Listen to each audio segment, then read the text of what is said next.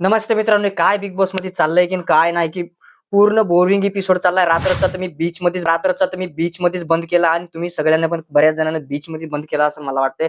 कारण की हे बिग बॉस आहे की रीलचं दुकान काहीच कळत नाही. हे इंस्टाग्रामचं मला वाटतंय की लिटल पेक्षा लाईट व्हर्जन पेक्षा हे लाईट व्हर्जन बिग बॉस मध्ये सध्या सुरू आहे. कारण की आपण बघतोय सागर करांडे असो या करण सोनवणे असो या बाकीचे जे काही मोठे मोठे सदस्य आहेत, जसं विशाल असो. विशाल थोडासा शार्प माइंडने गेम खेळतोय, तो पाठीमागून पुढे गेम खेळण्याचा प्रयत्न करतोय. पण तुम्हाला सांगतो राकेश काय करतो, राकेश बापट तो आपला एक पहिल्याचा जो प्लॅटफॉर्म आहे त्याचवरती स्थायिक आहे.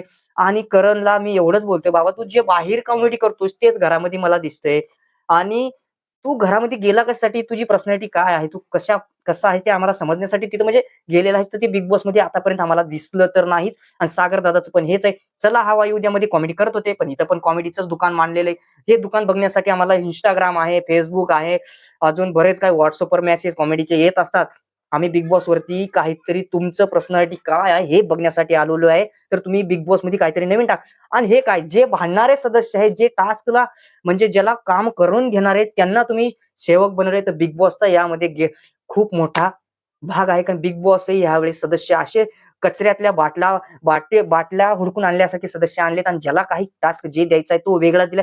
ज्याला सेवक बनवायचं होतं ते आज मालक झालेत, आणि ज्याला मालक बनवायचंय ते आज सेवक झालेत. सगळं उलट फेअर झाले. आणि आज खूप गोंधळला यावेळेस बिग बॉस. आणि टीआरपीचा एक पोस्ट आलता, त्या पोस्टवरती बघितलं, मला वाटतं हे फेक फेक आहे ते रिव्ह्यू सगळा. कारण की आपण बघतोय सोशल मीडियावरती कुणाला हे बिग बॉस मराठी सीझन 6 यावेळेस आवडत नाही मित्रांनो.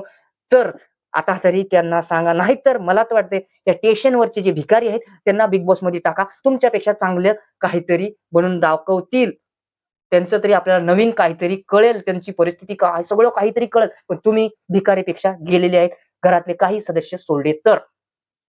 Bye bye, tata, see you again.